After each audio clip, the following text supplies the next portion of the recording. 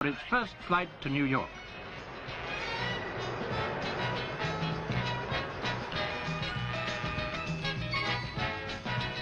There's ample room to wander about inside the monster, including a roomy cocktail lounge topping the spiral staircase, the ultimate in comfort.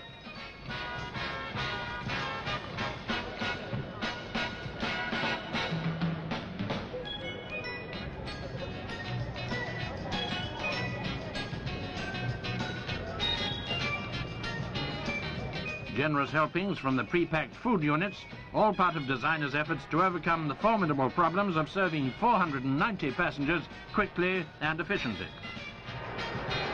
The Jumbo's cruising speed of 625 miles an hour makes relatively short work of the Atlantic flight, but the cabins quickly convert into luxury cinemas to help pass the time.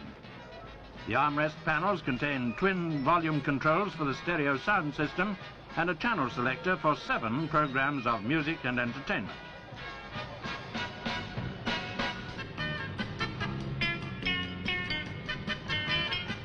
By the end of the year, BOAC will have extended its Jumbo services round the world on most of its key routes, once again to be among the pioneers of a dynamic new era in aviation.